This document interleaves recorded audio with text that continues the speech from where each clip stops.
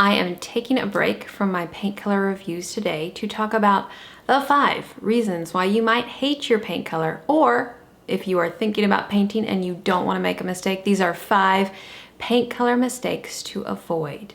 I see these mistakes happening time and time again, and they are the biggest reasons why you hate your paint color or you end up choosing the wrong color for your walls. So let's get into it. Hi everyone, I'm Ashley from the blog HomeLikeYouMeanIt.com. I'm a paint color consultant and decorator, and my job is to help you love the home you live in. So if you're into that type of thing, make sure to hit subscribe. This is going to upset a lot of people. For the most part, people want to choose their paint color first, and it's actually the wrong way to do things. I cannot tell you how many times I get a frantic email 8, 9, 10 o'clock at night saying, we just finished our new build, the painter is coming tomorrow. I am just beside myself in terms of trying to find the perfect warm neutral for my space. I don't have anything in it. Can you help me? It is really, really hard to pick a paint color that you're going to end up loving when you have just a blank canvas. And you're really kind of pigeonholed, especially when you are choosing a neutral color. Let's say you choose a warm neutral and turns out that happens to be a beige, but actually what you wanted to put in that room were more cooler blue greens. It's just not gonna look as good. So the correct way, and I know it's so frustrating, but guys, it is not that hard to move stuff away from the walls and just cover things to get the paint color right and actually like living in your space. So that's tip number 1.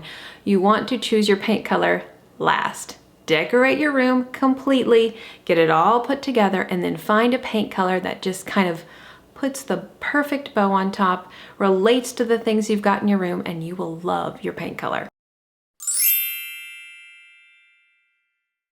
Okay. Reason number 2 you don't like your paint color is because you're not paying attention to your space. Now let's talk about neutrals for the most part first, and then we'll dive into non-neutral colors. When you are in the world of neutrals, the neutrals need to relate to each other, and this is where most people get hung up. So let's look at this couch. Okay, let's say that you have this couch. Okay, and that's really all you have in your room. You haven't really decorated, so honestly, you didn't pay attention to step number 1. But let's just say this is all you have to go off. You've just purchased this couch, it's brand new, it was expensive, so you need to find a paint color to match it. So this couch, this is a gray couch, right? We can all see that. Now, it might be hard for you to tell, but I can tell just from looking at it, this couch actually leans a little bit more blue. So in the world of gray colors, we've got undertones of blue, we've got undertones of green, and undertones of purple, and sometimes we kind of have a mix mash of those. So if you put on the walls a gray with a green undertone, which looks really like surprisingly very, very neutral, very warm, very neutral, if you put that on the walls and you've got this gray couch that leans very heavily towards blue, now it won't look awful, but something is going to look off. And if you are very particular about your space, you're going to notice it. It's going to drive you nuts. So you must pay attention to your space.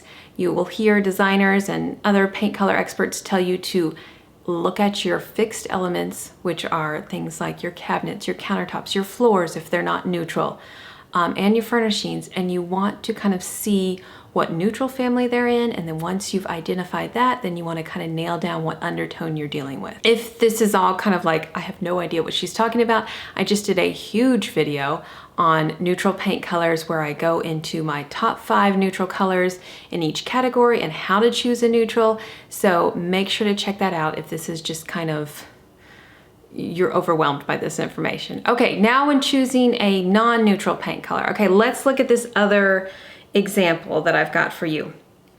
Okay, so you see that they've put a blue-green paint color on the wall, and then they've got a purple comforter and like very rustic furniture and some beige accents. This blue, oh, I do see one teeny tiny little pillow on the right-hand side in that window seat. That is the only other time the blue is repeated in this room. So this person did not pay attention to what was going on in their room when they chose the paint color, and I can guarantee you they don't like the paint color or they don't like the room. There's something off. They can't quite put their finger on it, but it's not working. And the reason is because they didn't pay attention to their space with the paint color. The paint color should relate to your space, and it should just kind of be like icing on the cake. You know, so if you've got this room would have been perfect with a gray with a violet undertone. It would have been perfect to bring out those purple tones. You could have incorporated even more purple. The flooring kind of has, or the carpet kind of has like a purple undertone. So it just would have related to the space so much better, and just, it would have looked so much more cohesive. So that is tip number 2. Okay, reason number 3.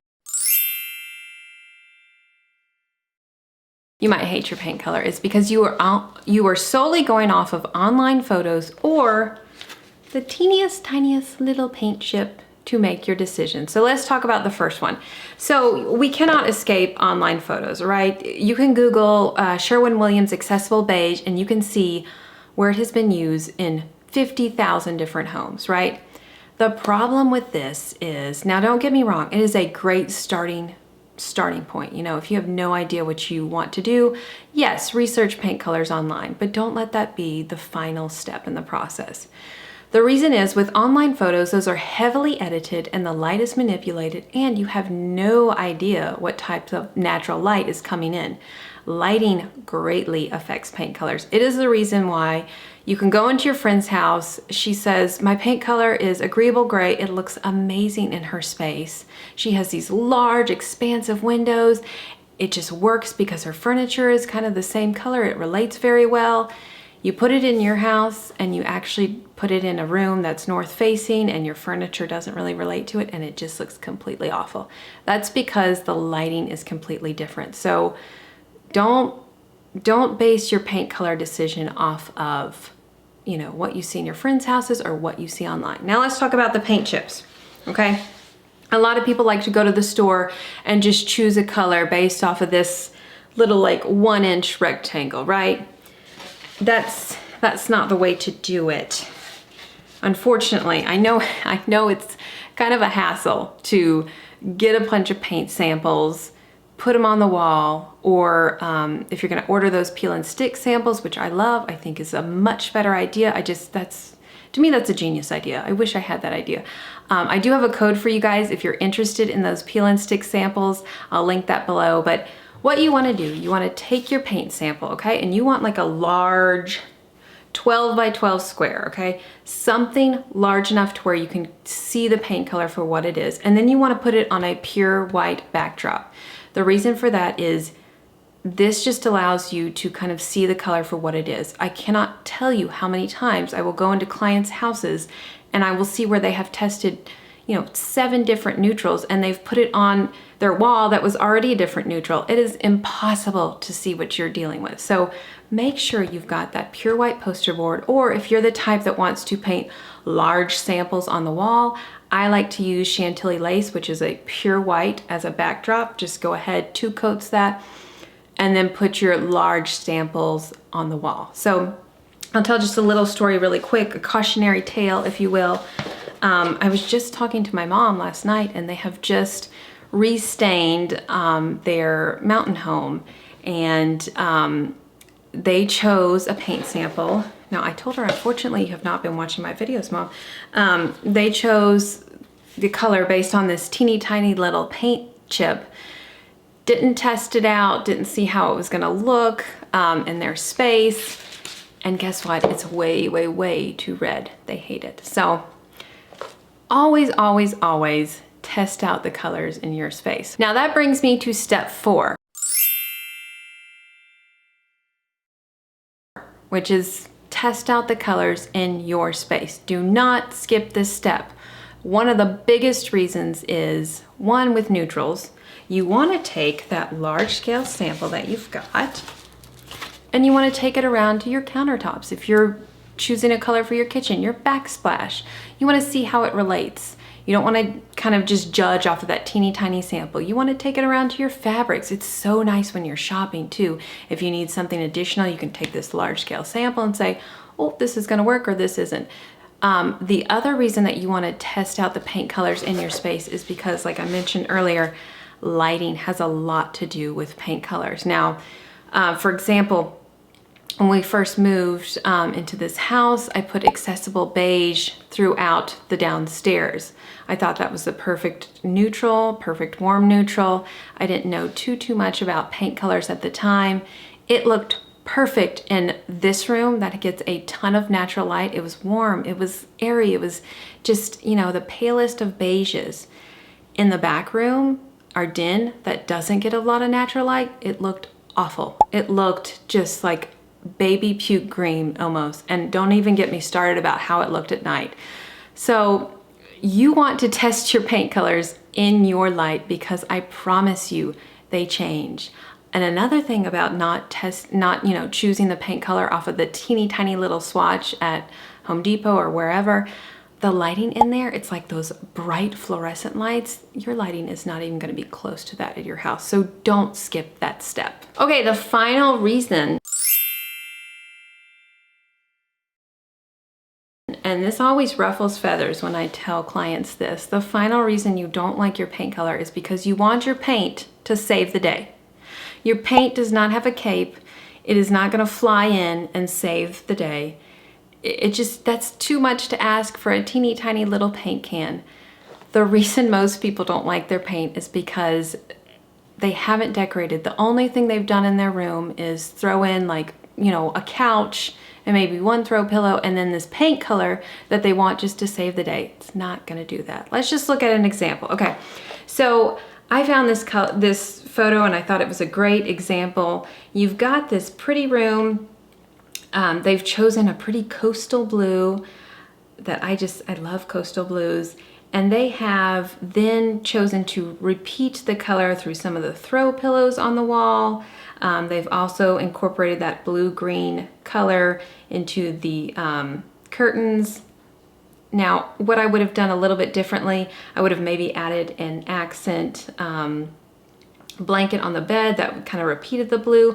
I would have pulled in some artwork to kind of repeat that blue. And then I would have incorporated my color again, maybe through a rug. I know some people don't like layering rugs on carpet, but I love it. It's one of my favorite things to do. It pulls a room together so quickly. So this room works. It absolutely works because it has been decorated. The paint is not trying to save the day here. Now, there are a few things you could have done, but this is a good example of paint working well with your decor and not relying on your paint to save the day. Now let's go back to that other photo that I showed you earlier, where these people, they expected that blue-green color to save the day. The color was not repeated throughout the room. It didn't relate to anything. It just falls flat. So don't let your paint color save the day. Decorate your room, and I promise you will like your paint color much better. And if you follow these steps, especially decorating first and then choosing your paint color last, you almost can't go wrong. I mean, you almost don't need me at all if you follow these steps. So I hope you learned something. Like I said, I do have a huge video on neutral paint colors. If this was kind of like, oh, this is too much information, I will link that below. I also have a cheat sheet on my favorite neutrals where I give you tons of neutral paint colors. If you kind of are just a little bit lost, I will also link that below. But make sure to subscribe if you like this content, and I'll see you later. Thanks.